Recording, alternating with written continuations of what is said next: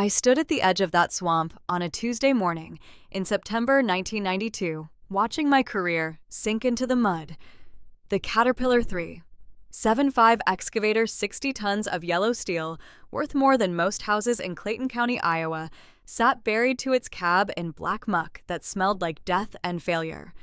Every hour, it sank another inch. Every hour cost me another piece of my reputation. My name is Christopher Martinez. I'm 45 years old, and 3 days ago, I had everything figured out. I'd built Martinez Construction from nothing, starting with one backhoe and a pickup truck back in 1972, when I was 22 and stupid enough to think hard work alone could make you rich. 20 years later, I employed 150 men, owned equipment worth millions, and held the contract for Highway 52, the biggest project eastern Iowa had seen in a decade. I'd constructed bridges that would outlast me, shopping centers that changed skylines, schools where kids I'd never meet would learn things I'd never understand. Success had taught me I was smarter than most people, harder working than most people, better than most people. Standing there watching that excavator disappear, I realized success had taught me to be an idiot. The machine had gone down fast on Saturday morning. The surveyors had promised solid ground, shown me core samples pointed to maps with confident fingers that had clearly never touched actual dirt. Robert Williams, my excavator operator for the past 15 years, had climbed into that cab at 7:30 and positioned the machine exactly where I'd told him. At 8:15, he'd radioed down. His voice had carried that careful tone people use when they're about to tell their boss something the boss doesn't want to hear. The ground didn't feel right, too soft under the tracks. Maybe we should reposition. I'd been standing with the State Highway Commission inspector, trying to explain why we were 2 days behind schedule. The radio squawk had interrupted me mid-sentence. I'd grabbed the handset and let the irritation bleed through. Robert, I didn't hire you to think. I hired you to drive. The surveyors cleared this ground. Position the machine where I marked it. There'd been a pause. Then, yes, sir. 4 minutes later, the excavator had dropped like a stone through what turned out to be nothing more than a dried crust over bottomless swamp. Robert had thrown the door open and jumped clear just as the cab tilted forward into the muck. He'd landed hard-rolled twice, come up covered in black slime, but alive. The excavator had kept sinking.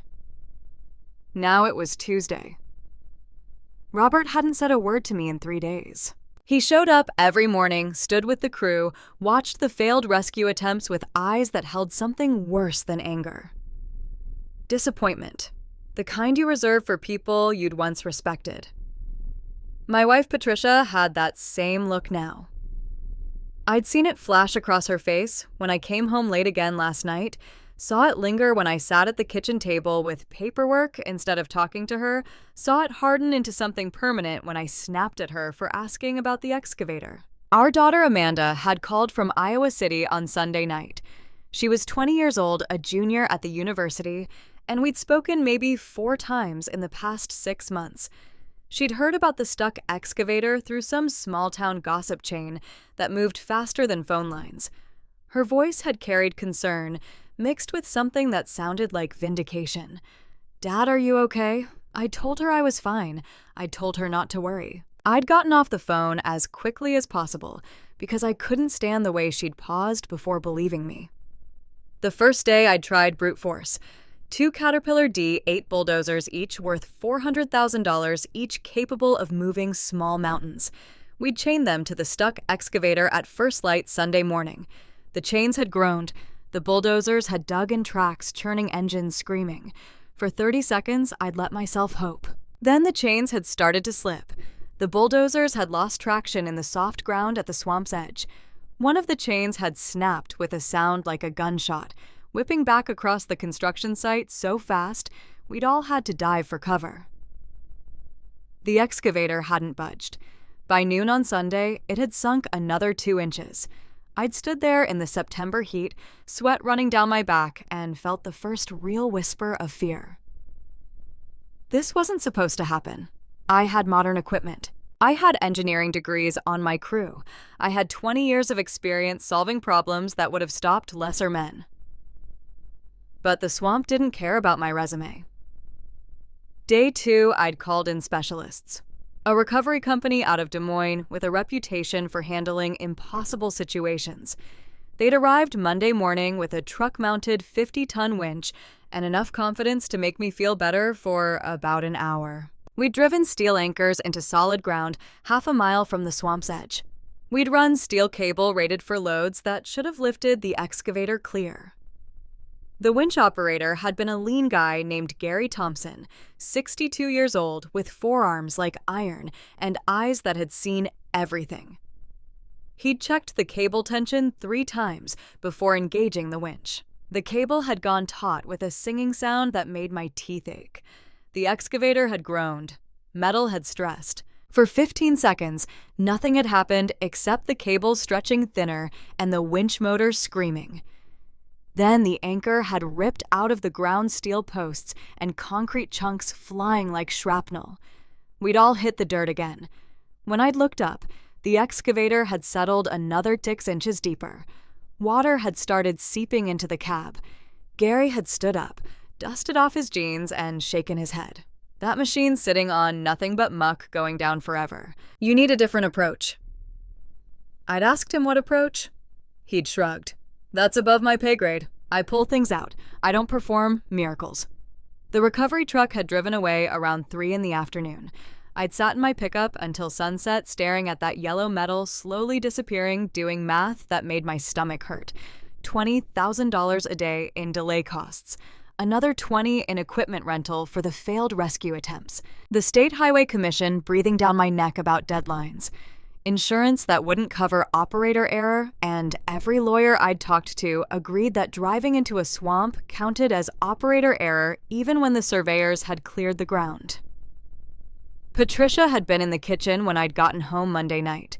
She'd made dinner. The smell of pot roast had filled the house, mixing with the scent of the lilacs she'd cut from the bush by the back porch. 23 years of marriage had taught me to read her silences. This one said she'd been practicing what to say all day and still hadn't found the right words. I'd sat down at the table without washing up, still smelling like diesel and failure. She'd set a plate in front of me and taken the chair across from mine. Chris, people are talking. About the excavator. About the delays. I'd picked up my fork, put it down, picked it up again. I have it under control. Her hands had folded together on the table fingers, interlacing in that way she did when she was trying not to say something harsh. Do you? Or does your pride have you? The words had hung there between us like smoke. I'd wanted to argue. I'd wanted to explain that she didn't understand the pressure, the responsibility, the weight of keeping 150 families fed. Instead, I'd stood up and gone to my office. The pot roast had gone cold on the plate. Day 3, I'd rented a crane. The biggest one available within 200 miles, capable of lifting 80 tons straight vertical. The operator had driven in from Cedar Rapids at dawn. His name was Gary Peterson. Different Gary, same wary eyes. He'd taken one look at the swamp, at the soft ground surrounding it, at the angles involved, and refused to bring the crane within 100 feet of the edge. His voice had been flat professional, completely unmoved by my explanations about deadlines and penalties. That ground won't hold my outriggers. You want 2 machines stuck instead of 1, I'd tried reasoning with him. I'd tried offering bonuses. He'd climbed back in his truck and started the engine. Before pulling away, he'd leaned out the window. You need a helicopter sky crane, the kind they use in Alaska. Nearest one's probably in Minnesota. Going to cost you $15,000 an hour, and by the time it gets here, that excavator's going to be completely underground. The crane had disappeared down the county road, leaving me standing with my engineers in the Tuesday morning sun. We'd gathered around the excavator one more time, staring at it like mourners at a particularly difficult funeral.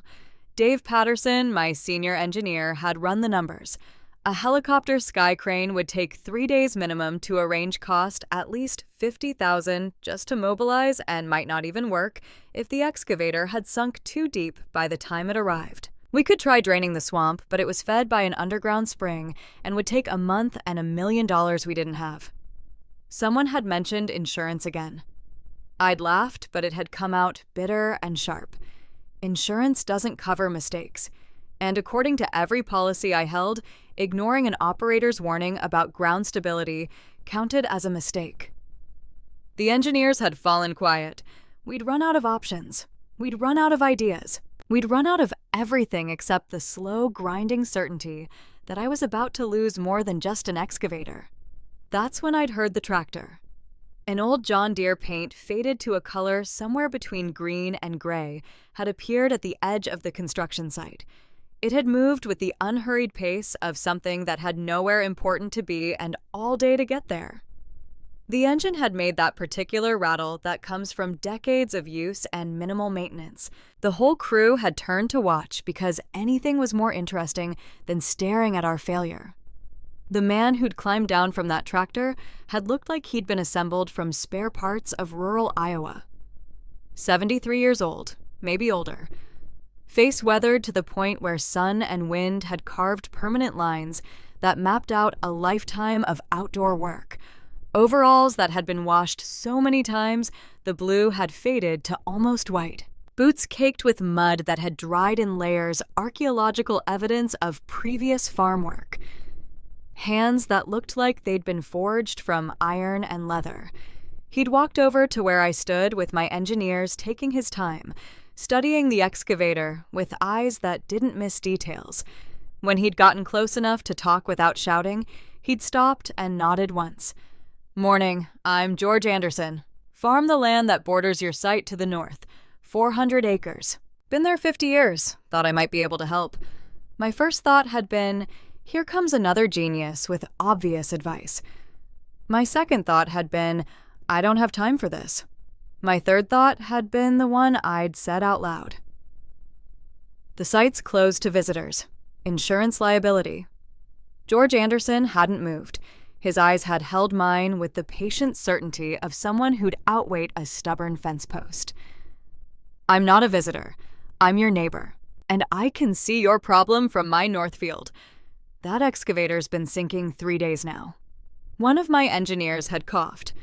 Another had found something interesting to look at on his clipboard. I'd felt my jaw tighten the way it did when someone was wasting my time. "We're handling it." George had looked at the excavator, then at the bulldozers sitting idle, then at the winch marks in the torn-up ground where the anchor had ripped loose.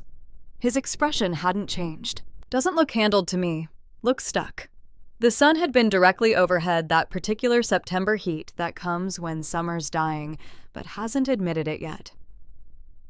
Sweat had run down my neck. My shirt had stuck to my back. 3 days without sleep made everything feel slightly unreal, like I was watching this conversation happen to someone else. "Mr. Anderson, I appreciate the concern, but we have professionals working on this. We've tried bulldozers, we've tried winches, we've tried I can pull that out." The words had dropped into the conversation like stones into still water. The ripples had spread outward through the crew. Someone had turned away to hide a smile. Dave Patterson had studied his clipboard with sudden, intense focus. I'd felt something hot and sharp spike through my chest. "Pull it out." "With what?" Your John Deere George had shaken his head, still calm, still patient. "Not with the John Deere. With my steamer." "My steam traction engine, Case 1912 model, 110 horsepower. Been in my family 80 years. She's pulled out heavier loads than this from worse ground."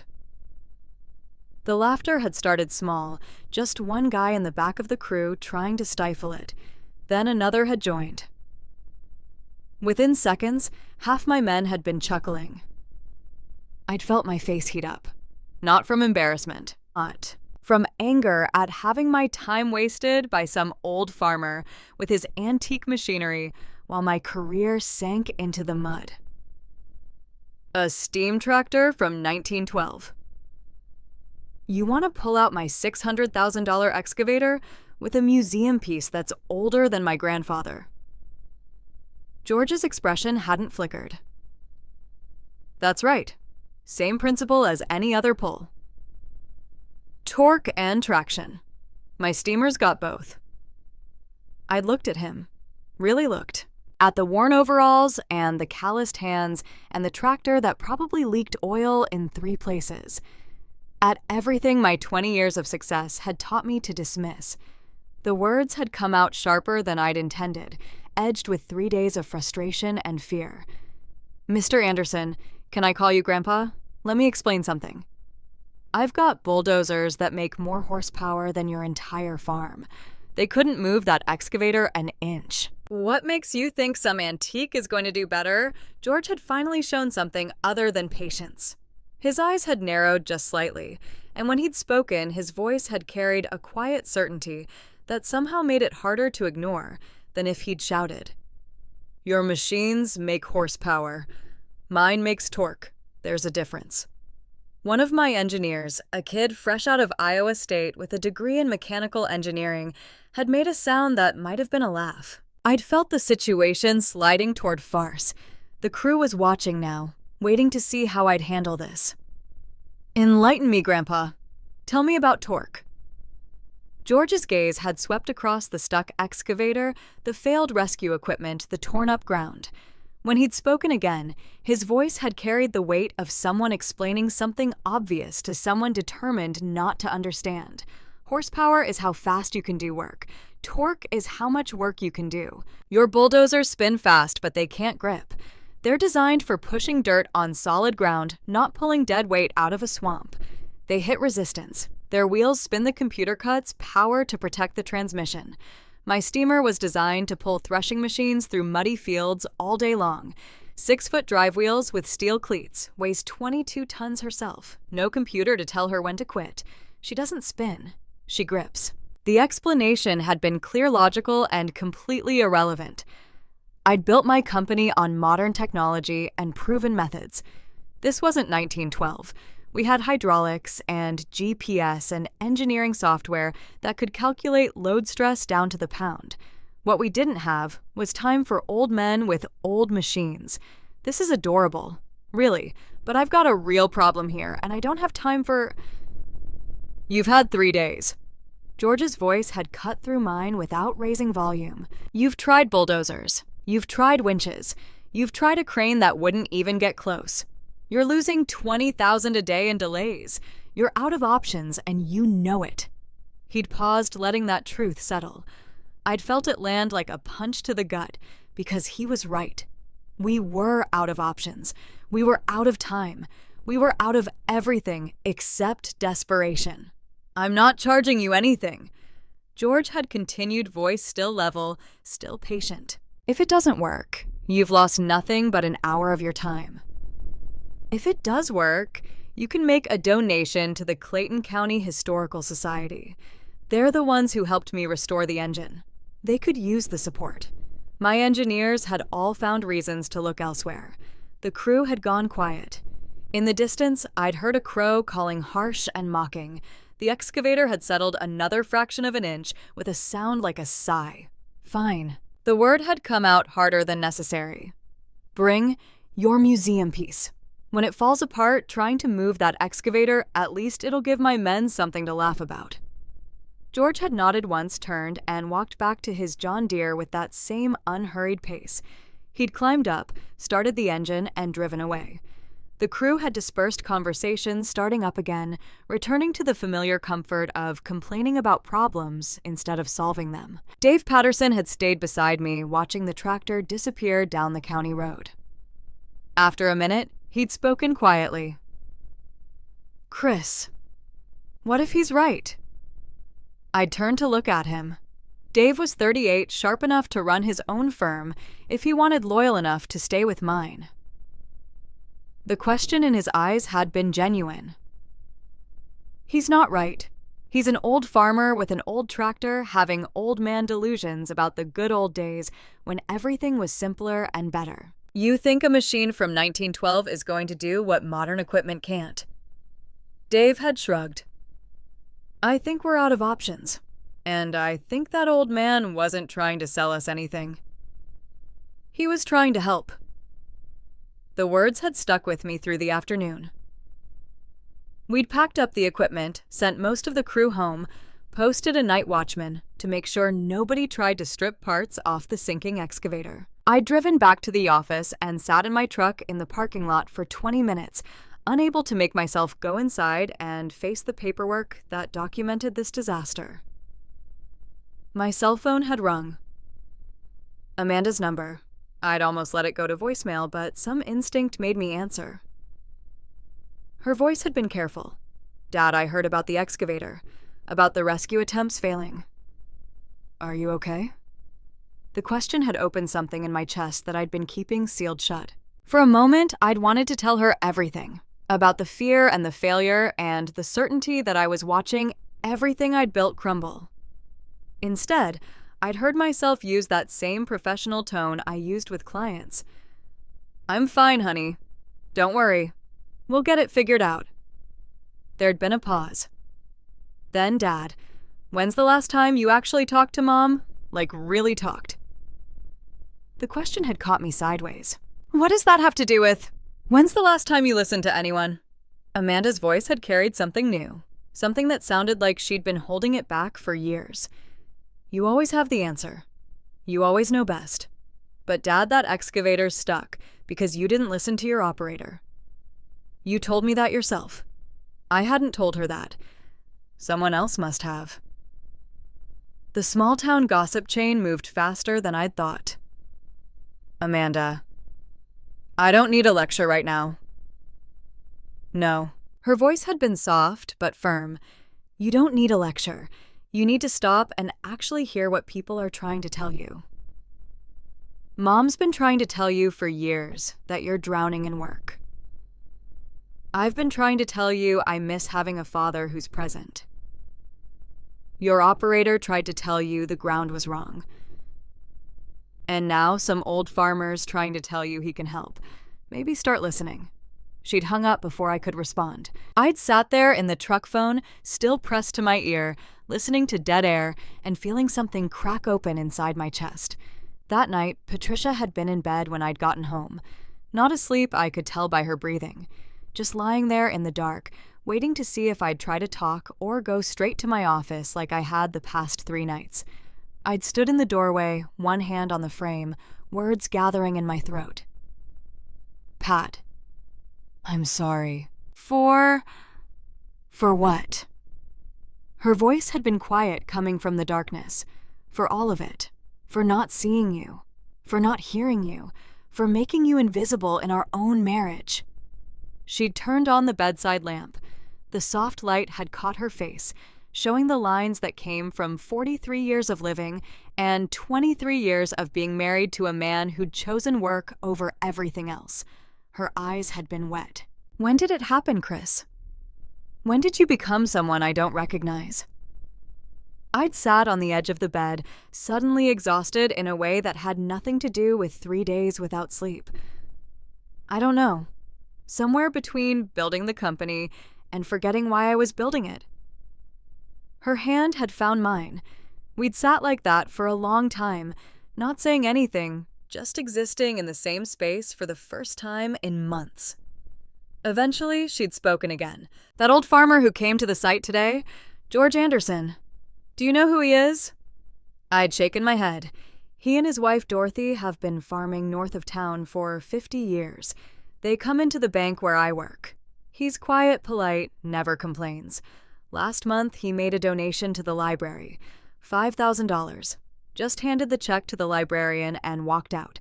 Didn't want recognition, didn't want a plaque, just wanted kids to have books. The information had sat there rearranging my understanding. I'd spent the afternoon dismissing George Anderson as some old fool with delusions. Patricia was telling me he was someone who gave more money to libraries than most people made in 3 months. When he comes back tomorrow with that steam engine, I want you to actually listen to him. Not humor him. Not dismiss him. Listen. Her hand had tightened on mine. Please. I'd nodded. Then I'd done something I hadn't done in years. I'd stayed in bed instead of going to my office.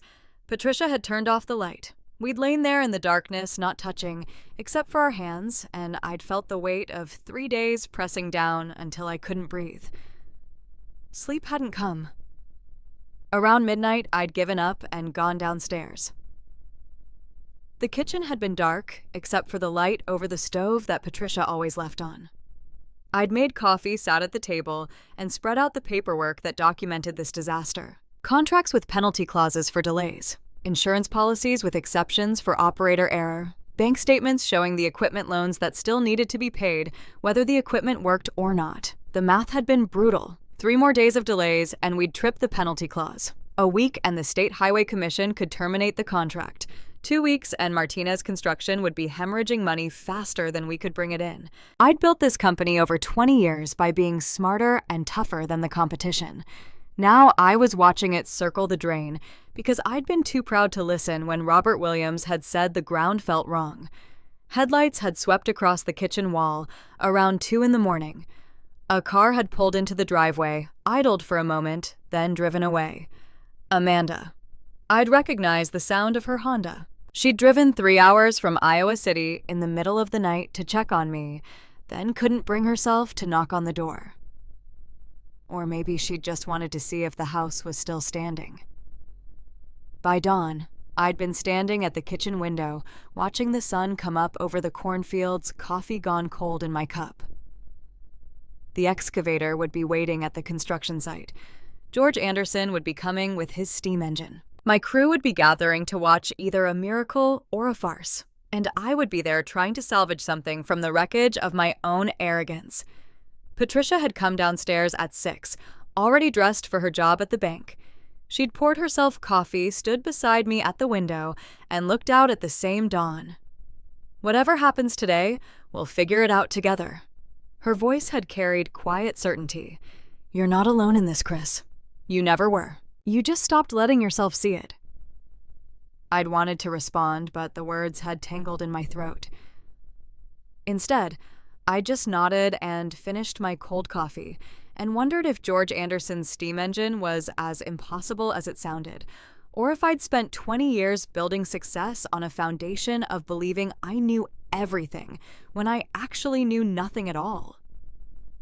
The excavator was still sinking. The swamp was still waiting. And somewhere an old farmer was preparing to prove me wrong in front of everyone I'd spent 2 decades trying to impress. I arrived at the construction site before anyone else Wednesday morning. 5:30 and the sky was still that deep purple that comes before sunrise, stars fading, like they knew something I didn't. The excavator looked worse than I'd remembered. Water had risen to the bottom of the cab windows. Another few inches and it would start flooding the interior, ruining the electrical systems, turning $600,000 into scrap metal with an engine full of swamp water. Robert Williams pulled up at 5:45 in his Ford Ranger. He'd been doing this job long enough that he didn't need an alarm clock. His body just knew when to wake up. He walked over to where I stood, thermos in hand, and for the first time in 3 days, he looked at me directly. Boss, about what I said Saturday morning. Stop. The word came out rougher than I'd intended. You were right, the ground was wrong. I should have listened. I'm sorry. The thermos paused halfway to his mouth. He studied my face like he was checking for sincerity or maybe just proof that I hadn't been replaced by an alien. Then he nodded once and poured coffee into the thermos cap. Appreciate that. His voice carried something careful, like he was testing whether this version of me would last past sunrise. What's the play today? An old farmer's bringing a steam tractor from 1912, going to try pulling the excavator out. Robert's eyebrows went up, but he didn't laugh. Just took a sip of coffee and looked out at the swamp.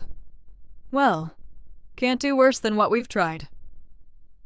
The crew started arriving around 6. They gathered in small clusters, talking in low voices, glancing at the excavator, and then away like looking at it too long might pull them in too.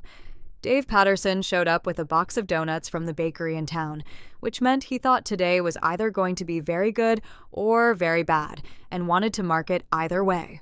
By 7, the whole crew was assembled. 150 men who'd shown up because I paid them, but also because failure on a job this size would hurt their resumes as much as mine. Tommy Richards, who ran the Bulldozers, Gary Wilson, who handled the grading crew, Michael Thompson, who managed the concrete pours, all of them standing around waiting to see if an old farmer with an antique machine could save us or if we were just adding one more humiliation to the stack. I'd brought my best thermos, the one Patricia had given me for our 20th anniversary. The coffee inside was still hot, bitter, and black, the way I'd trained myself to like it back when I was too poor to afford cream and sugar. Drinking it now felt like a penance for something I couldn't quite name. The sound came first. Low and rhythmic, a chuffing noise that seemed to come from the earth itself. Then I felt it through my boots' vibration in the ground, steady as a heartbeat getting stronger. The crew fell silent. Everyone turned toward the county road that ran along the northern edge of the site. George Anderson's steam traction engine crested the small rise at 7:43. I checked my watch without meaning to, marking the moment like it was significant. Later, I'd understand why. The machine was enormous. I'd somehow pictured something small, quaint museum-ready. What came over that rise was a monster. 22 tons of iron and brass and purpose, moving with the inexorable patience of something that had outlasted generations and would outlast more. The boiler was painted black, freshly done, gleaming in the early morning sun. Brass fittings caught the light and threw it back.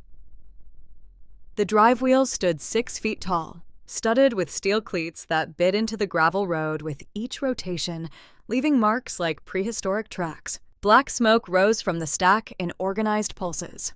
Steam escaped from valves with a hissing sound that seemed alive. The whole machine breathed in rhythm, chunk, chunk, chunk, chunk, chunk, chunk, and with each breath the ground trembled just slightly, announcing that something older than modern engineering was paying us a visit. George sat on the operator's platform, one hand on the throttle, the other resting easy on the wheel. He wore the same faded overalls, the same mud-caked boots. But up there on that platform, backlit by the rising sun, he looked different. Not like some old farmer. Like something else. Like a man who knew exactly what he was doing and had known it for longer than I'd been alive. The steamer rolled onto the construction site, moving at maybe 5 miles an hour, but somehow giving the impression of unstoppable force. The chuffing got louder, the vibration stronger. Every man on that site stood frozen watching this relic from another century, come to solve a problem that modern machinery had failed to touch. Jesus Christ. Dave Patterson's voice was barely a whisper. Look at the size of that thing. Gary Wilson, who'd operated heavy equipment for 30 years and claimed nothing impressed him anymore, had his mouth open. That's not a tractor. That's a locomotive that forgot it was supposed to stay on tracks. The steamer rolled past our parked bulldozers. The contrast was brutal. The Caterpillar D8S looked sleek and modern and suddenly fragile next to this machine that had been built when Woodrow Wilson was president. Our equipment was all smooth lines and hydraulics and comfort cabs. George's steamer was raw iron and visible mechanics and the brutal honesty of engineering from an era when machines were expected to work until they physically couldn't anymore. George guided the steamer to a spot about 200 feet from the swamp's edge. He shut the throttle back to idle. The chuffing slowed but didn't stop. The machine kept breathing steam pressure maintained ready to work. He pulled a lever and a massive brake engaged with a clang that echoed across the site. Then he reached up and pulled the whistle cord. The sound that came out of that brass whistle wasn't music. It was a scream, pure and piercing, the kind of noise that announced arrivals and departures, that called men to work and home again, that had echoed across these Iowa fields when my grandfather was young. It cut through the morning air and kept going, reaching across miles, proclaiming that something old and powerful had arrived and was ready to prove itself one more time. When the whistle faded, the silence that followed felt different than the silence before. Heavier, more serious. George climbed down from the platform. His movements were deliberate, careful, but not weak. This was a man who'd learned to measure his strength, not because he lacked it, but because he'd had 73 years to understand when to use it and when to save it. He walked to the rear of the steamer and began uncoiling a chain from where it had been stored.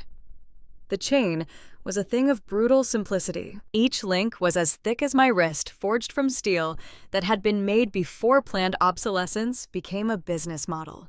The metal had a dull gleam worn smooth in places from decades of use. George handled it with familiar ease, letting it pool at his feet as he pulled more length free. Tommy Richards moved closer to me, watching the chain accumulate. "Boss, we snapped a 50-ton cable. That chain won't hold." George must have heard. He straightened up, holding one of the links, and looked at Tommy with those patient eyes. "This chain's rated for 80 tons. But that's not why it'll work where your cable didn't." Tommy waited. We all did. Steel cable doesn't stretch. George's voice carried clearly in the morning air. "When it hits its limit, it snaps. No warning, no give, just failure. Chain stretches before it breaks. Gives you time to ease off, adjust, try a different angle. Metal's got memory. Cable forgets. Chain remembers." He said it like he was discussing the weather, just stating facts that anyone who'd actually worked with these materials would know, but it landed on me like an indictment. We'd used cable because it was rated for the load. George was using chain because he understood what happened when materials failed. George shouldered the chain, maybe 80 feet of it, each foot weighing several pounds. He started walking toward the swamp. The crew parted to let him through. Nobody spoke. This 73-year-old man was about to wade chest-deep into muck that had swallowed an excavator, and he was doing it with the calm certainty of someone heading out to check his mailbox. The edge of the swamp was maybe 30 feet from where solid ground ended. George stepped off that edge without hesitation. His boots sank immediately. 6 inches. A foot. He kept walking, each step a battle against suction that wanted to hold him in place. The chain dragged behind him, leaving a furrow in the black mud. 20 feet in, and the mud was up to his knees.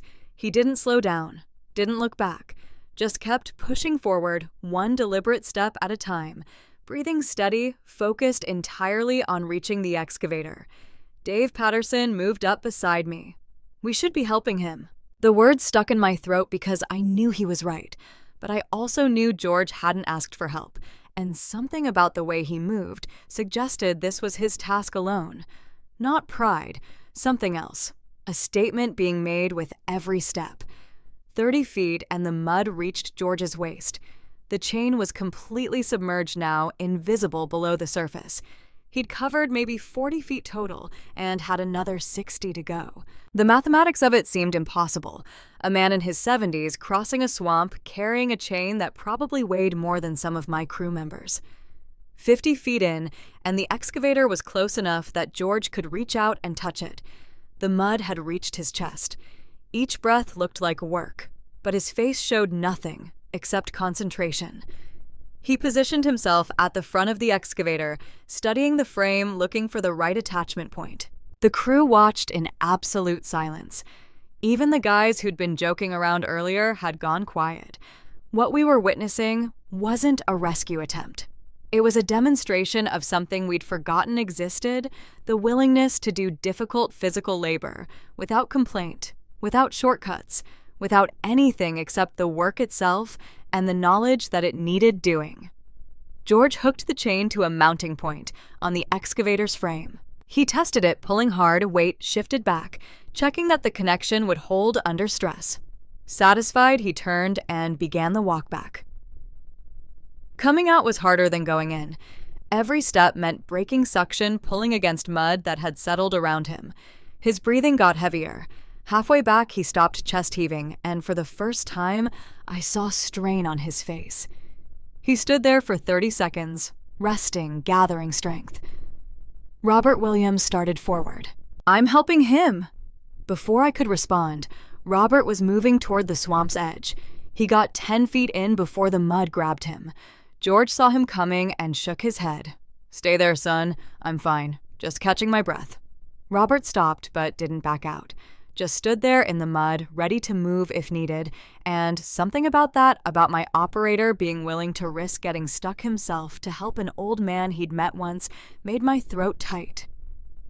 George started moving again. Slower now, but still steady. The mud released him grudgingly. 70 feet. 80. 90. When he finally stepped back onto solid ground, he was covered in black muck from chest to boots. His shirt was plastered to him. His breathing was hard but controlled. He looked at Robert still standing there in the shallow edge. Appreciate the thought. But I've been doing this kind of work since before you were born. Know my limits. Robert nodded and slogged back out. George walked to the steamer trailing mud and climbed up onto the platform. He checked the pressure gauges, made some small adjustment to valves I couldn't identify from where I stood, then looked down at me for the first time since arriving. Ground softer than I expected between here and the excavator. Going to need to be careful not to sink the steamer trying to pull. The admission should have felt like vindication. See, even he admits this might not work. Instead, it felt like watching an expert acknowledge a complication without panic, already thinking through solutions. What do you need railroad ties? Heavy timber. Need to build a platform under the drive wheels. Distribute the weight so she doesn't punch through. We had railroad ties in the supply yard. Within 10 minutes, the crew had brought over a dozen of them, each one 8 feet long, 4 inches thick, heavy enough that it took 2 men to carry each one. George climbed down and began positioning them. Not random. He placed each tie with precision checking angles, testing stability. He pushed on them with his boot, feeling how the ground responded. When one settled more than he liked, he'd reposition it. Try again. Keep adjusting until it met whatever standard he was working toward. The whole process took 30 minutes. The crew watched like they were receiving an education. George didn't explain what he was doing. Didn't need to. You could see the thinking in his movements, creating a path of distributed weight, preventing point loads that would punch through the soft ground, building a temporary foundation that would let 22 tons of steamer grip where modern equipment had spun uselessly. When he was satisfied, he climbed back onto the platform. The steamer had been idling this whole time, pressure held steady, ready. George checked his gauges one more time. His hand settled on the throttle. He looked back at me, and for just a moment, our eyes met. In that look, I saw a question. Not whether I trusted him that ship had sailed when I'd called him Grandpa and dismissed his offer. The question was whether I was ready to learn what came next, whether I could handle having my certainties broken by a man and a machine I decided were irrelevant. I nodded. Not permission, he didn't need that. Just acknowledgement. I was watching. I was paying attention. Whatever came next, I wouldn't look away. George opened the throttle. The sound changed immediately. The idle chuffing became urgent, purposeful. Chunk, chunk, chunk, chunk, faster, louder, rhythmic as a heartbeat under stress. The drive wheels began to turn. The steel cleats bit into the railroad ties George had laid. Bit and held and gripped in a way I'd never seen machinery grip before. The chain went taut. First, it lifted from the ground mud, sliding off the links, revealing the steel underneath. Then it straightened, stretching, taking load. The air filled with a humming sound metal, under tension, singing a note that rose in pitch as the strain increased. Inside the excavator's cab, the dashboard instruments rattled. The whole machine groaned metal, protesting against forces it had never been designed to experience. 60 tons of steel and hydraulics and modern engineering, all of it, held immobile by mud and gravity and the limitations of its own design. For 5 seconds, nothing happened except sound and vibration and the visible straining of chain and steamer. Then, the excavator moved. Not much. An inch? Maybe 2? But it moved forward, breaking free from whatever grip the swamp had established, shifting in a way it hadn't during 3 days of failed rescue attempts. Son of a bitch. Dave Patterson's voice was barely audible over the steamer's engine. It's actually moving. George held the throttle steady. He didn't try to increase speed, didn't push for more power, just maintained exactly the force he'd established, letting the steamer do what it had been designed to do, pull with patient, inexorable strength. The excavator moved again, 6 inches this time, then a foot. Mud began releasing its hold with wet, sucking sounds that carried across the site. The tracks invisible for 3 days started to emerge. black and dripping, but there proving the machine hadn't been completely swallowed, just held. The crew erupted. Men who'd been silent and grim for 72 hours were suddenly yelling, slapping each other's backs, pointing at the excavator like they couldn't believe what they were seeing. Robert Williams had tears running down his face. Tommy Richards was laughing, that slightly manic sound that comes from tension breaking all at once. But I couldn't make a sound. I stood there watching George Anderson and his 1912 steam traction engine do what every piece of modern equipment had failed to do, and something inside my chest cracked open. Not pride that had already been bleeding out for days.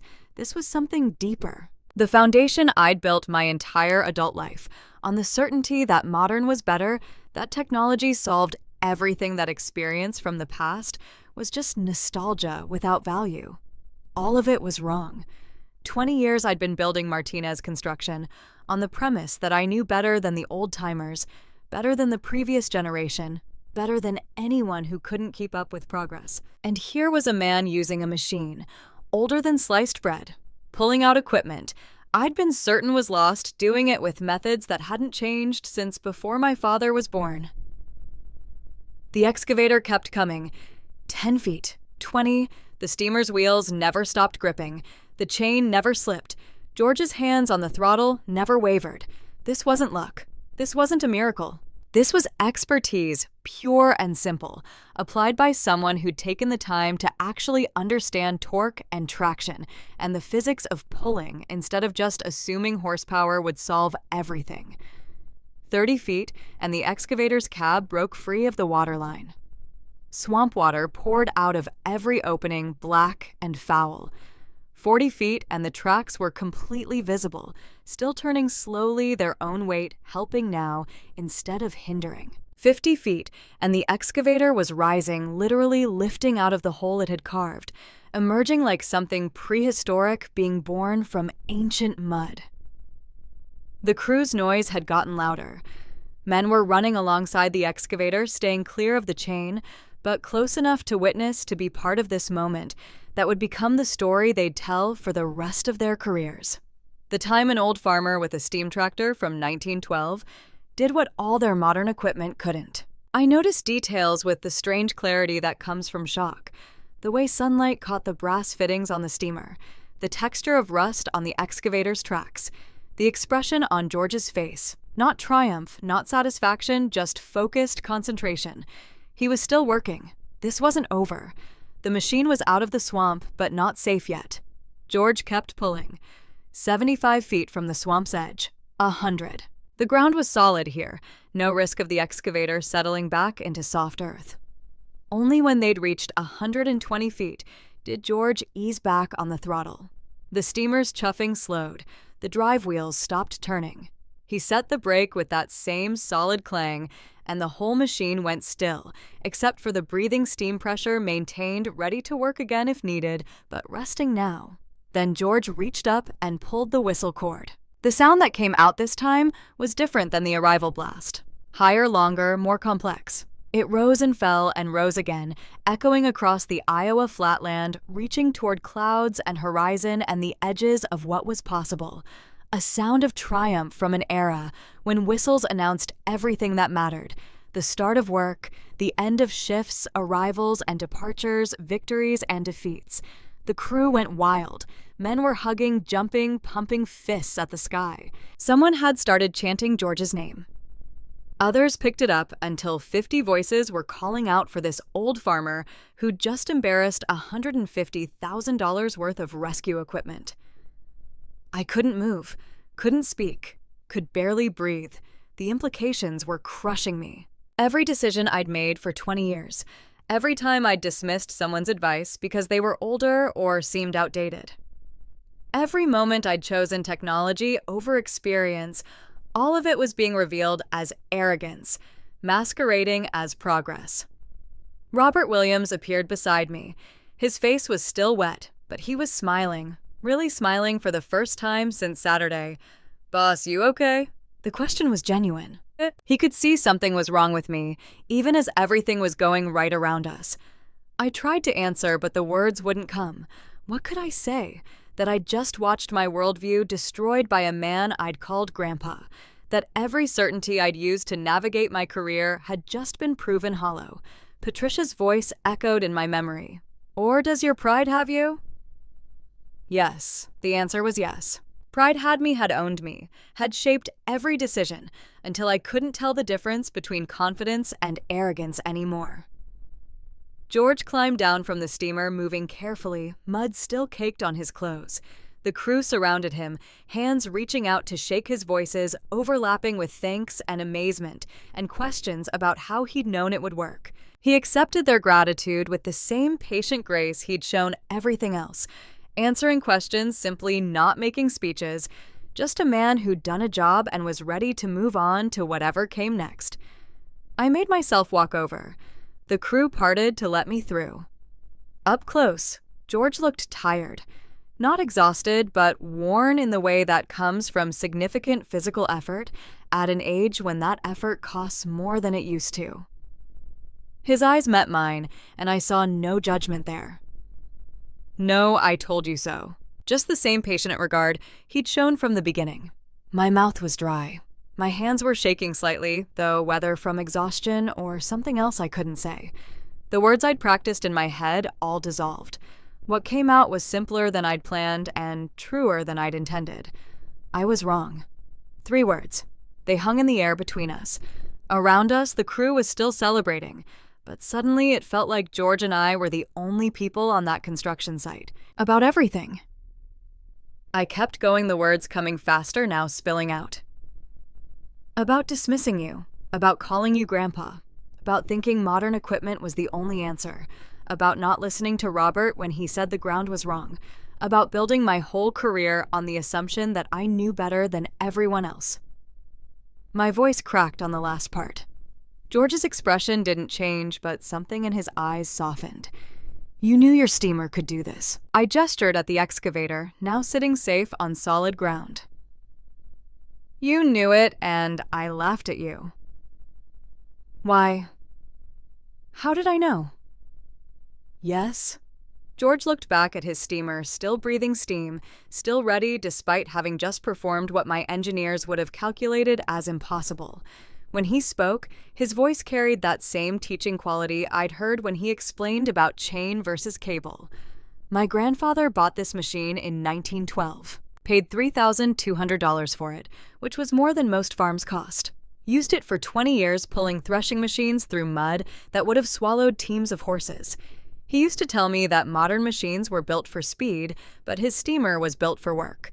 The kind of work where you can't go fast, where you just have to keep pulling until the job's done. I waited. There was more, and I knew better than to interrupt now. When I restored this engine, I learned every system. How the firebox heats the water, how steam pressure drives the pistons, how the gears transfer that force to the wheels. No computers telling it when to quit. No sensors protecting it from overload.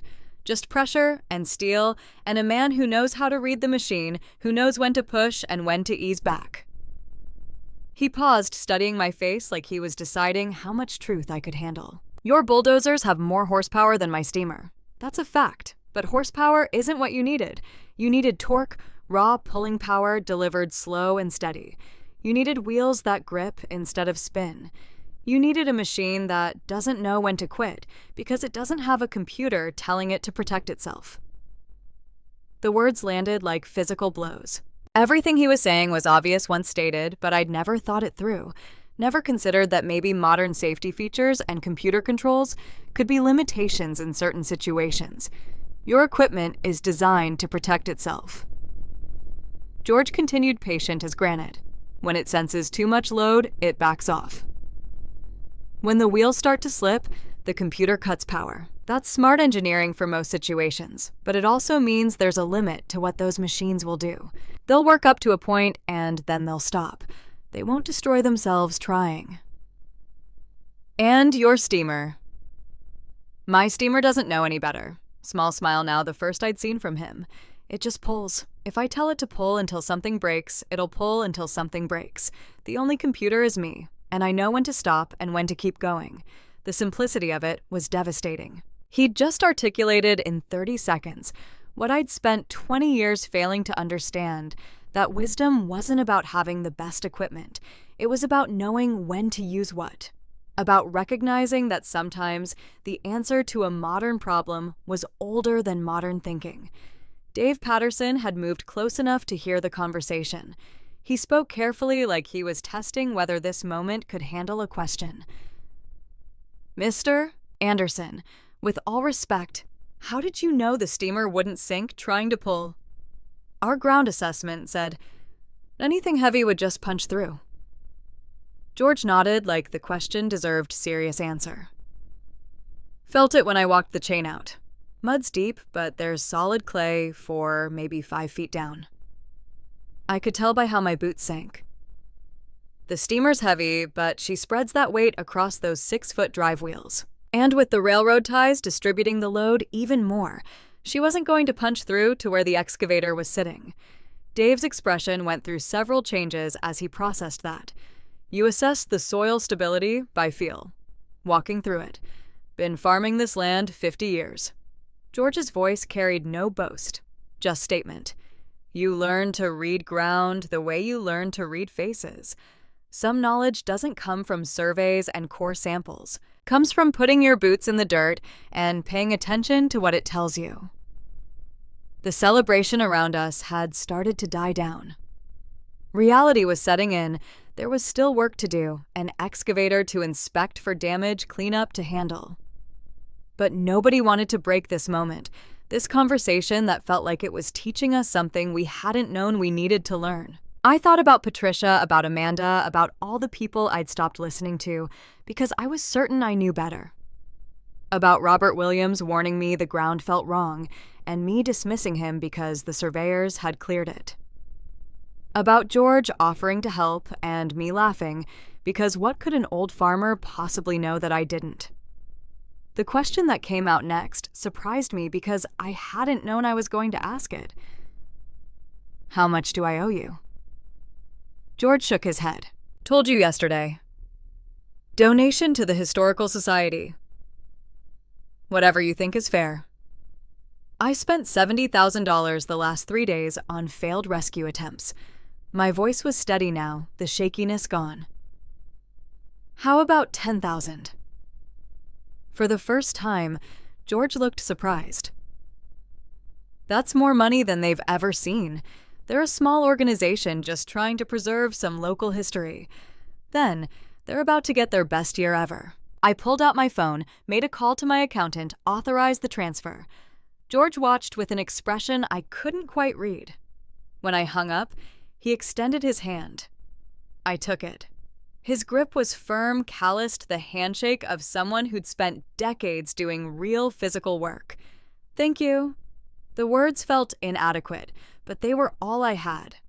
Not just for pulling out the excavator, for teaching me something I should have learned a long time ago.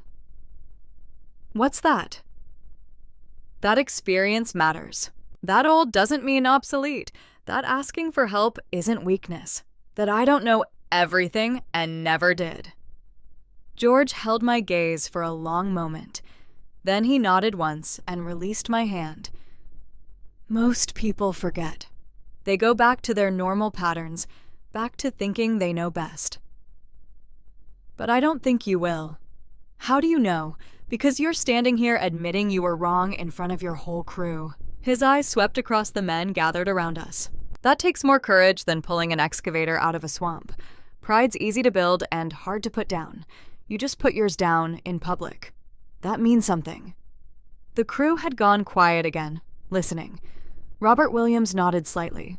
Dave Patterson was watching me with something that looked like respect, but deeper, more permanent. Even Tommy Richards, who'd been working for me for 12 years and had seen me at my worst, had an expression that suggested maybe I'd just become someone different than the boss he'd known. I thought about my grandfather then for the first time in years. He'd been a carpenter, built houses all over Clayton County, using hand tools and techniques that were old when he learned them. I'd always thought of him as limited by his methods stuck in the past, unable to keep up with modern construction. Standing there looking at George Anderson and his steam tractor, I realized my grandfather had probably known more about building things that lasted than I'd ever learned with all my modern equipment and computer modeling. The knowledge sat heavy in my chest. How much had I missed? How many opportunities had I dismissed because they came from people I decided were outdated? How much wisdom had I walked past while chasing the newest technology, the latest methods, the most modern solutions? George was already moving toward his steamer, ready to fire it up and head home. The job was done. He'd achieved what he'd come to do. No need to linger and soak up praise. "Mr. Anderson? Wait." He turned back. "I need to understand something. You spent 3 years restoring that steamer. You maintain it, fire it up monthly, keep it in perfect working condition. Why? What's the point of preserving something that outdated?" George was quiet for a moment, choosing his words. "Because some things don't become obsolete, they just wait for people to remember why they were built." That steamer represents engineering from an era when machines were expected to work for generations, when repair was valued over replacement, when durability mattered more than convenience. He gestured toward the excavator sitting muddy but intact on solid ground. "Your machine there will last maybe 15 years before it's more cost-effective to replace than repair. Mine's been working for 80 years and will work for 80 more if someone maintains it. Different philosophies. Both have their place. The trick is knowing which one you need and when." The words settled into me like seeds finding soil. I could feel them taking root, starting to grow into understanding that would take weeks or months or years to fully develop. George climbed onto his steamer, checked his gauges, released the brake.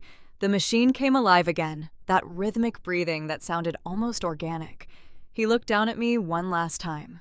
"Your crew's good men. They're loyal to you. But loyalty only goes so far when it's not earned. You earned it back today by admitting you were wrong. Don't forget what that cost you. And don't make them watch you learn the same lesson twice." He opened the throttle. The steamer began to move slow and stately, heading back toward the county road. The whistle sounded once more brief, this time more farewell than triumph. The machine rolled over the rise and disappeared, leaving only the fading chuff, chuff, chuff and the lingering smell of coal smoke. I stood there long after the sound had faded completely. Around me, the crew was dispersing, heading toward the excavator to assess damage, to start the cleanup, to return to normal work. But I couldn't move yet. Something fundamental had shifted inside me, and I needed to understand it before I could go forward. Dave Patterson walked over 2 cups of coffee in hand. He passed me one without speaking. We stood there together, drinking bad construction site coffee, looking at the muddy ground where my career had almost ended, and where instead it had been saved by a man I'd dismissed and a machine I'd mocked. When I finally spoke, my voice was rough. I built this company on the idea that I was smarter than everyone else. That modern equipment and new methods would always beat experience and old ways. I was wrong about all of it. Dave sipped his coffee, considering. "You weren't completely wrong. Modern equipment is better for most jobs. New methods have their place. You just forgot that there are exceptions. And you forgot to listen when people tried to tell you about them. The distinction mattered." I hadn't been wrong about everything, just about my certainty that I was right about everything. The difference was subtle, but crucial. How do I fix it? Not just this. I gestured at the excavator. How do I fix the way I've been running this company? The way I've been treating people? Dave's answer was immediate, like he'd been thinking about it. "You already started. You apologized to Robert. You admitted you were wrong in front of everyone.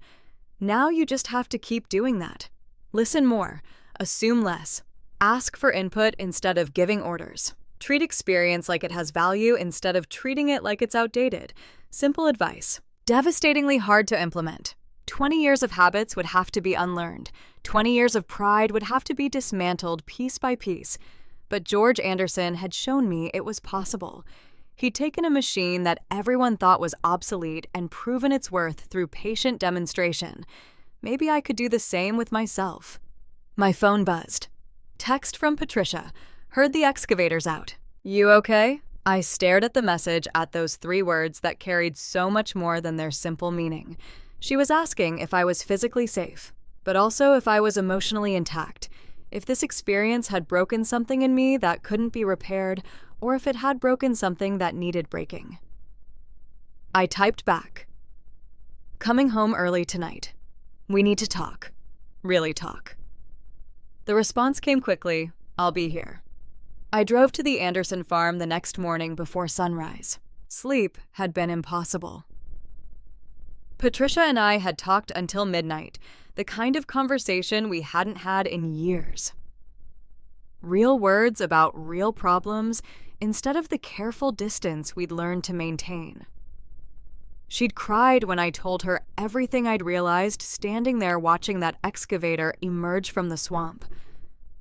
I'd cried too, which surprised us both. The farm sat 3 miles north of town, 400 acres of corn and soybeans bordered by windbreaks that George's grandfather had planted in the 20s. The white farmhouse needed paint, but the barn was immaculate red as fresh blood in the dawn light. George's truck sat in the driveway next to a newer Ford that probably belonged to Kenneth. I parked and sat for 5 minutes gathering courage. What I needed to say shouldn't be this difficult, but 20 years of certainty doesn't die quietly. George was in the barn when I found him working on the steamer with methodical care. He'd already cleaned most of the mud off the wheels. A bucket of soapy water sat nearby a brush with stiff bristles in his hand. He glanced up when my shadow fell across the work, nodded once, kept cleaning. "Mr. Anderson, I came to apologize." For what? His hands never stopped moving, scrubbing at mud caked in the wheel cleats. For laughing at you, for calling you Grandpa, for thinking your machine was irrelevant, for building my entire career on the assumption that modern always beats old, and anyone who doesn't understand that is a fool. The brush paused. George straightened, studied me with those eyes that had seen more Iowa seasons than I'd been alive. Set the brush down and pulled a rag from his back pocket. "You learned something yesterday. That's worth more than an apology." "I learned I've been an idiot for 20 years. Small smile, then barely visible. Wouldn't say idiot. Just certain. Certainty's useful until it blinds you. A woman appeared in the barn doorway.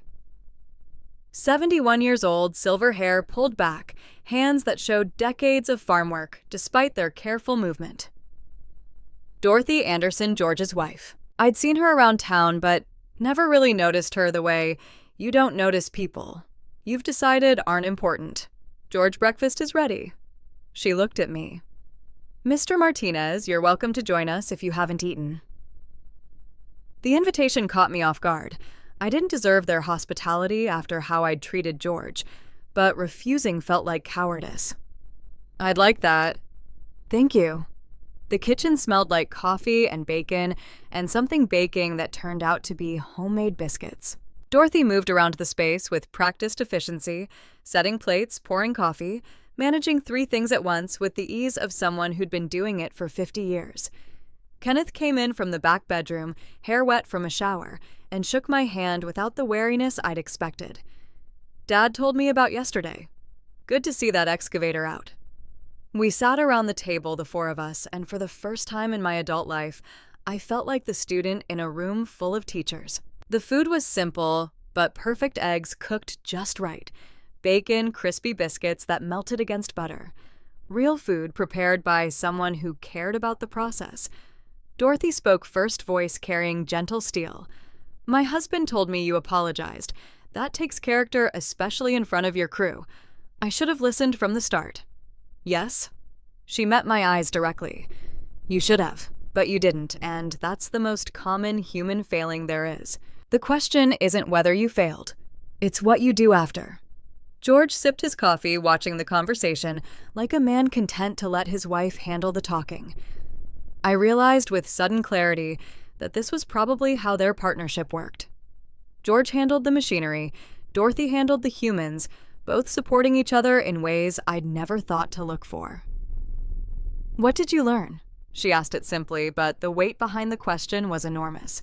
That I've been confusing technology with wisdom. That new equipment doesn't make old knowledge obsolete. That I've spent 20 years dismissing people who had things to teach me. Dorothy nodded. And now I change. Or try to. Trying's not enough. Her voice was kind but firm. You have employees. A wife, a daughter. They've been watching you operate one way for decades.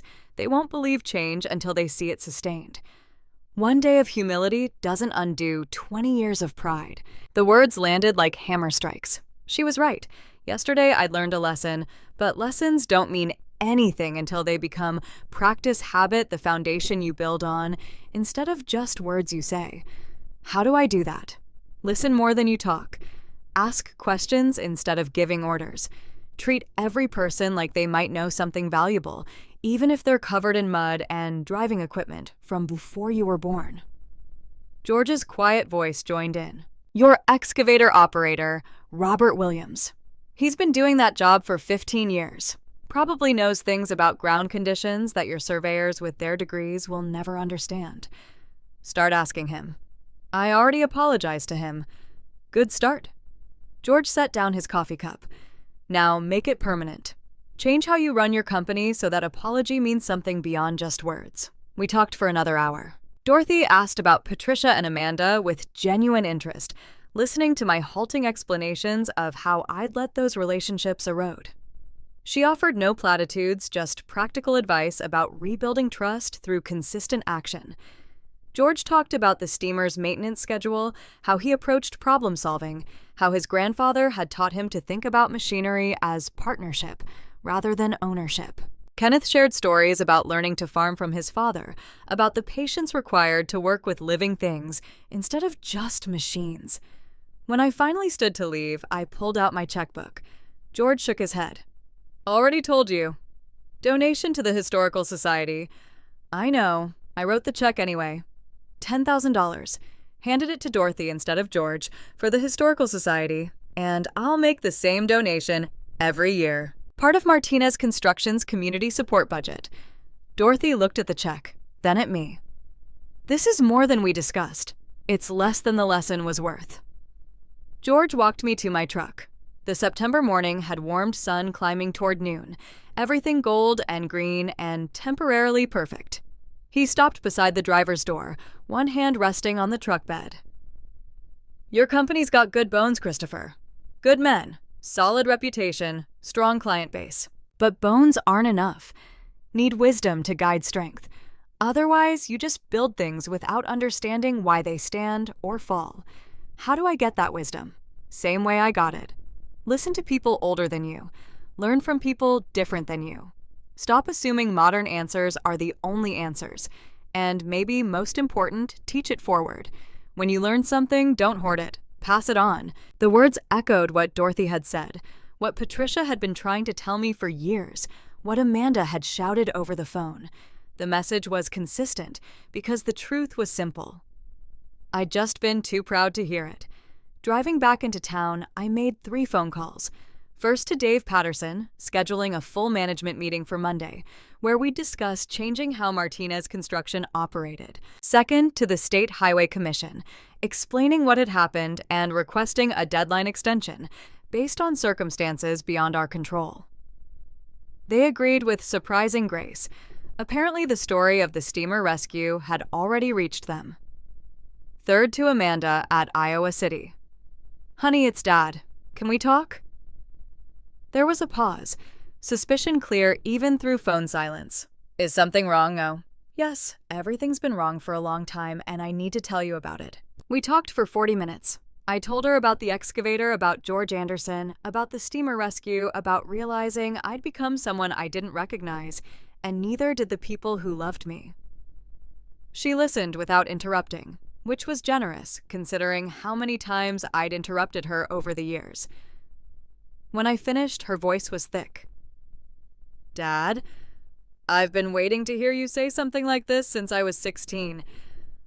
I'm sorry I made you wait that long. What happens now?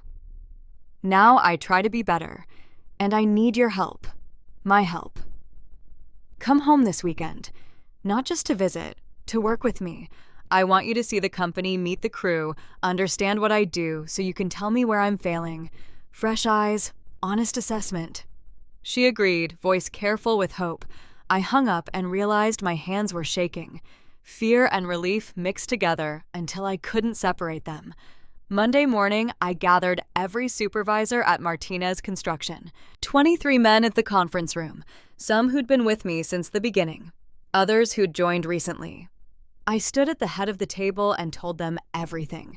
About dismissing Robert's warning, about the steamer rescue, about George Anderson teaching me that experience and humility matter more than horsepower.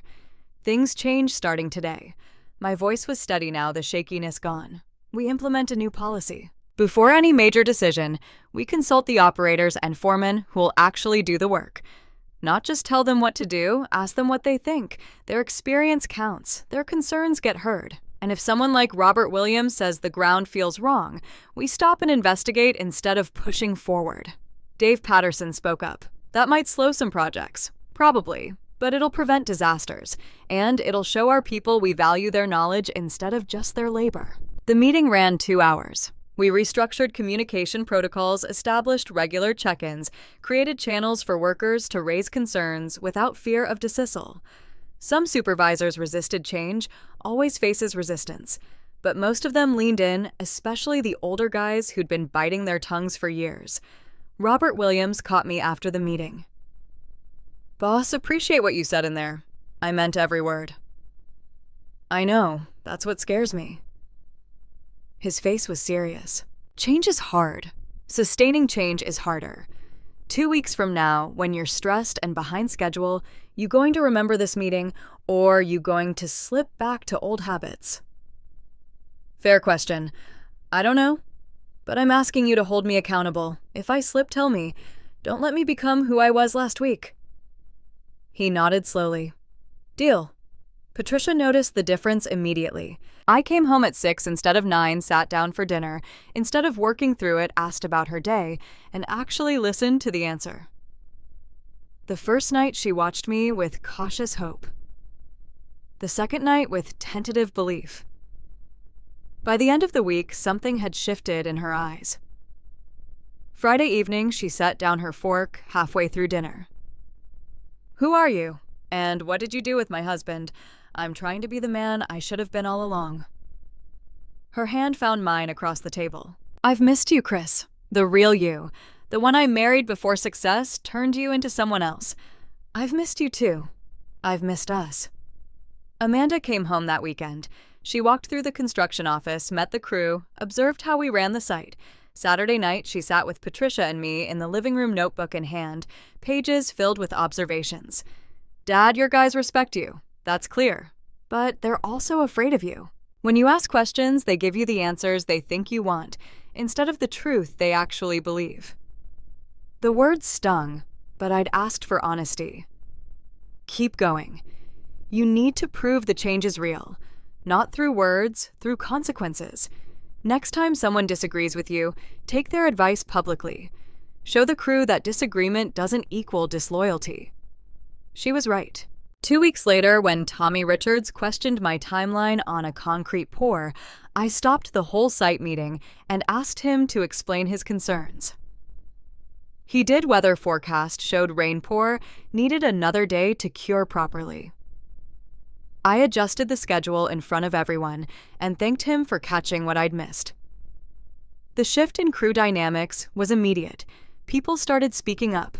Questions got asked. Problems got identified before they became disasters. Martinez Construction started running smoother than it had in 5 years. The media caught wind of the steamer rescue. Des Moines Register sent a reporter who interviewed George Kenneth and me. The story ran with photos of the steamer and a headline, "Old machine saves modern equipment, farmer shows technology isn't everything." They quoted me extensively about learning humility from a man I'd dismissed. After the article published, the phone started ringing. Construction companies with equipment stuck in impossible places. A logging operation near Dubuque with a bulldozer wedged in a creek bed. A concrete company whose mixer truck had slid off an icy road into a ravine. All of them asking if George Anderson and his steamer could help. George took the calls himself, assessing each situation, deciding which ones were feasible and which weren't. Over the next 5 years, he pulled out 11 pieces of equipment. Every rescue ended the same way: a donation to the Clayton County Historical Society, whatever amount the owner could afford. I attended 3 of those rescues, watching George work with the same patient precision he'd shown with my excavator. Each time I learned something new, not just about machinery, but about approach, about thinking through problems, instead of throwing power at them, about the difference between force and finesse. The concrete mixer truck rescue in 1994 was particularly memorable. The truck had gone into a drainage ditch during an ice storm, concrete hardening inside the drum. Time was critical 2 hours before the concrete became unusable, and the whole load was wasted. George arrived, studied the situation, and devised a solution involving the steamer, some careful positioning, and a steel cable arrangement that looked impossible until it worked. The truck came out with 30 minutes to spare. The driver, a young guy, maybe 25, had tears streaming down his face. "You saved my job. My boss was going to fire me if we lost that truck and that concrete." George's response stayed with me. "Wasn't trying to save your job. Was trying to solve a problem. Sometimes the problem and the job are the same thing." By 1997, the Historical Society had accumulated $45,000 in donations from George's rescues. They built a museum dedicated to steam-powered equipment from the Midwest's agricultural history. George's case steamer became the centerpiece, though he insisted it stay at his farm, where he could maintain it. The museum asked me to sponsor an exhibit about modern construction learning from historical methods. I funded the entire wing and made sure George's name was prominently displayed. The plaque I wrote read, "Some machines don't become obsolete. They just wait for people to remember why they were built to last." Patricia and I renewed our vows in 1995. Small ceremony, just family and close friends. Kenneth and Dorothy came. George stood beside me as my best man, which felt right in ways I couldn't fully articulate. When the minister asked for the vows, I didn't use the standard words. I'd written my own. I promised to listen before speaking, to ask before assuming, to value wisdom wherever I find it, even when it comes from unexpected sources, to remember that being right matters less than being honest, to never let success make me forget humility. Patricia cried. Amanda cried. Even George's eyes looked suspiciously wet. The marriage didn't magically fix itself overnight. Rebuilding trust takes longer than breaking it. But Patricia saw sustained change instead of temporary promises. I came home for dinner. I remembered anniversaries. I asked about her work at the bank, instead of just talking about mine. Slowly, carefully, we found our way back to each other. Amanda changed her major to civil engineering her senior year. When I asked why, her answer was simple: because I watched an old farmer solve a problem that modern engineers couldn't. Made me want to understand both approaches, the new methods and the old wisdom. Figured I could learn the new stuff at school and the old stuff from people like Mr. Anderson. She graduated in 1996 and took a job with a firm in Chicago. We talked every week, real conversations about her projects and my work, and the ways engineering principles applied across generations. For the first time since she was 12, I felt like I knew my daughter. George and I fell into a pattern of monthly visits. I'd drive out to the farm, help him maintain the steamer. Listen to stories about his grandfather, William, who'd bought the machine new in 1912. Dorothy would make lunch. Kenneth would join us when he wasn't working the fields. Those afternoons taught me more about problem solving than 20 years of engineering conferences. One Saturday in 1998, George was showing me how to check the steamer's boiler pressure when he stopped mid-sentence, breathing hard. His face had gone pale. "You all right, just tired? Getting old, Christopher. Body doesn't recover like it used to." Kenneth drove him to the hospital that evening. Minor heart issue. Nothing immediately dangerous, but a warning. George was 79. The decades of hard physical labor were catching up. He slowed down after that. Still fired up the steamer monthly, but Kenneth did more of the heavy work. The last rescue George personally managed was in 2000. A farm equipment dealer's excavator had gotten stuck in the same damn swamp where mine had gone down 8 years earlier. George was 81. Dorothy and Kenneth both tried to convince him to let Kenneth handle it alone. George refused. Been pulling things out of mud for 60 years. Got one more in me. I drove out to watch, bringing Patricia with me. We stood together as George positioned the steamer laid. The railroad ties walked the chain out through the swamp. His movements were slower now, more careful, but the competence was unchanged. When the excavator emerged and the whistle sounded, I felt something tighten in my throat.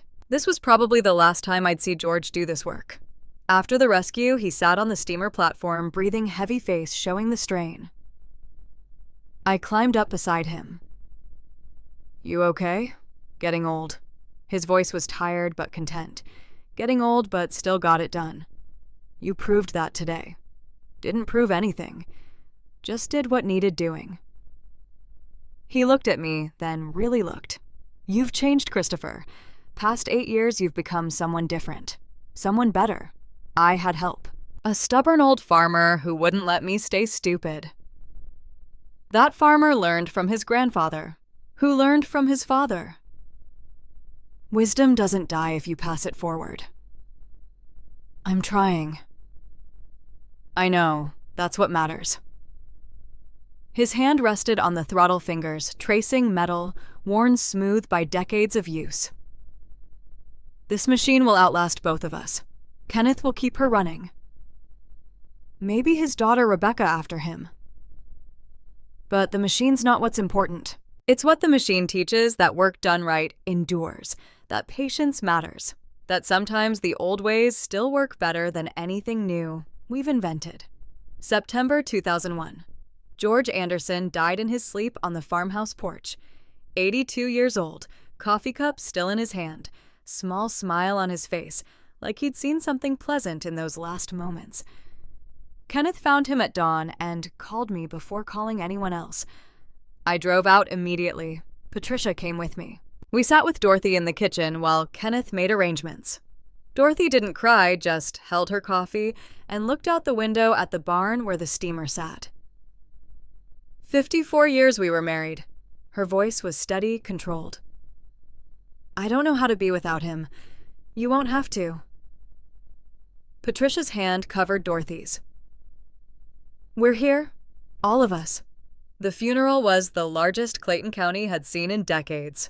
Farmers from 3 counties. Equipment operators George had helped over the years. Historical society members. People who'd attended his demonstrations. The church couldn't hold everyone, so they opened the fellowship hall and set up speakers. Kenneth asked me to speak. I stood at the podium, looking at faces that represented everything George had touched in his 82 years, and tried to find words adequate to the man. George Anderson saved my excavator in 1992. But that's not what I'm here to talk about. He saved me from myself, from arrogance and certainty and the belief that modern always meant better. He taught me that wisdom doesn't have an expiration date, that experience matters, that asking for help is strength, not weakness, that sometimes a machine from 1912 knows more than we've learned since. My voice cracked. I studied it and continued.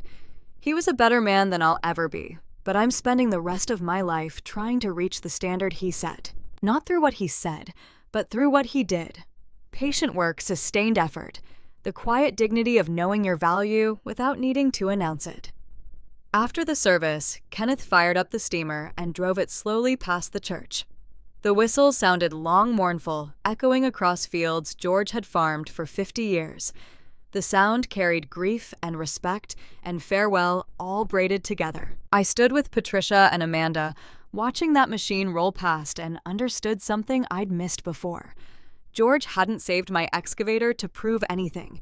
He'd done it because work needed doing, and he had the tools and knowledge to do it. Everything else, the lesson, the transformation, the wisdom shared, had been secondary. The work came first, always. Kenneth took over the farm and the steamer. He fired it up monthly like his father had kept it in perfect condition, continued taking rescue calls when they came. The first one after George's death was in 2002. A grain truck stuck in mud during spring planting. I went to watch. Kenneth operated the steamer with his father's competence, but his own style, faster movements, less patience, still learning. The truck came out successfully. Afterward, Kenneth and I stood together looking at the steamer. Dad made this look easy. His voice carried doubt. "I'm not sure I can maintain the standard," he said. "You don't have to be your father. You just have to honor what he taught." "What if I fail?" "Then you learn and try again." That's what he'd say. Kenneth smiled small and sad. Yeah, that's exactly what he'd say. Years passed. Martinez Construction continued growing, but differently than before. We prioritized sustainable growth over rapid expansion, invested in training programs that valued experienced workers alongside new technology, created partnerships with the Historical Society and local trade schools. Amanda worked in Chicago, but came home frequently, asking questions about projects, learning the business. The phone call came in April 2015. Amanda's voice was tight with stress. "Dad, we have a problem. My excavator's stuck." "Where?" "Same swamp, where yours went down." 23 years ago, almost to the day. The symmetry was too perfect to be coincidence. I drove to the site immediately. Amanda had tried the same modern solutions I'd attempted in 1992, winches, cables, anchors. All failed. The excavator was sinking steadily, water reaching the cab. She stood at the swamp's edge, looking exactly like I must have looked that Tuesday in September 1992. Frustrated, scared, angry at herself. I walked up beside her. I told my operator the ground looked soft. She didn't even look at me. He said we should reposition. I said the survey cleared it. I said we had deadlines. My chest tightened. History repeating with my daughter in my role, learning the same lesson I'd learned, making the same mistakes. But this time, I could help. "Did you call Kenneth Anderson?" Her face showed surprise. "The guy with the steam tractor?" "That guy pulled my excavator out of this exact swamp. He can pull yours out too. Dad, my equipment is newer, heavier. That old machine." "Stop." I kept my voice gentle. I said the same things. "I was wrong." "You're wrong." "Call Kenneth." She did. Kenneth arrived 2 hours later with the steamer. Dorothy had passed away the previous year, so he came alone, but his daughter Rebecca was with him. 35 years old, mechanical engineer, first woman in the Anderson family to learn steam operation. Rebecca drove the steamer while Kenneth supervised. The rescue played out exactly as it had in 1992. Railroad ties for stability chain, hooked carefully, patient pull with the drive wheels gripping perfectly. The excavator emerged covered in mud, but intact. Amanda watched with the same stunned expression I'd worn 2 decades earlier. When the whistle sounded, she turned to me. "How did you know?" "Because I stood exactly where you're standing and learned that modern equipment isn't always the answer. Sometimes wisdom that's older than both of us solves problems that technology can't touch." Kenneth climbed down from supervising Rebecca. He looked at me with his father's patient eyes. "Feels like déjà vu. History doesn't repeat, but it rhymes." Amanda wrote a check to the Historical Society. $15,000. Kenneth tried to refuse too much. Amanda insisted. "Your father taught my father humility. You just taught me. That's worth more than money can measure." That evening, the 3 of us, Patricia, Amanda, and I, sat on our back porch, watching sunset paint the Iowa sky. Amanda spoke first. "Dad, I understand now. What you went through, why you changed, that feeling when the old way works and all your certainty crumbles. Hardest lesson I ever learned. Best lesson too. I want to come home." Her voice was firm. "I want to run Martinez Construction." "Not alone with you." Partnership. Your experience, my education, both of us learning from people like the Andersons, the words settled into me like benediction. This was what George had meant about passing wisdom forward. Not hoarding it, not keeping it locked in one generation, but teaching it to the next so it could grow and adapt and survive. We're going to make mistakes. I wanted her to understand the truth. We're going to fail sometimes. We're going to think we know better and be proven wrong. I know, but we'll fail better than if we failed alone. Patricia smiled the real smile I'd fallen in love with 30 years ago and almost lost through neglect. You two sound like partners already. The construction business changed around us over the next decade. New technologies emerged, modern methods, evolved computer systems, transformed how we managed projects, but Martinez Construction maintained its foundation. Listen to experienced workers, value old wisdom alongside new techniques. Remember that the best solution isn't always the newest one. I'm 68 now. Amanda runs the company day to day. I consult, advise, stay involved without controlling. We keep George's lesson alive by practicing it daily: humility, patience, the willingness to learn from anyone regardless of age or appearance or equipment that seems outdated. Kenneth still maintains the steamer. Rebecca operates it now, teaching her own daughter the principles her great-grandfather learned over a century ago. The machine runs as well as it did in 1912, proof that things built to last actually do last if someone cares for them properly. Sometimes I drive out to the Anderson farm and watch Rebecca fire up the steamer. The sound is unchanged, chunk, chunk, chunk, rhythmic breathing of something that refuses to become obsolete. Steam rises into Iowa sky. The whistle echoes across fields that have heard it for over 100 years. Standing there, I remember George's words: wisdom doesn't die if you pass it forward. The machine's not what's important, it's what the machine teaches. He was right. The steamer still runs, but more importantly, the lesson still teaches. And as long as people are willing to listen. Really listen the way I finally learned to listen that September morning when my pride lay broken in a swamp and an old farmer showed me what humility looked like. That wisdom will outlast all of us, waiting for the next generation to discover what the previous one almost forgot. Some things don't become obsolete. They just wait for people to remember why they matter.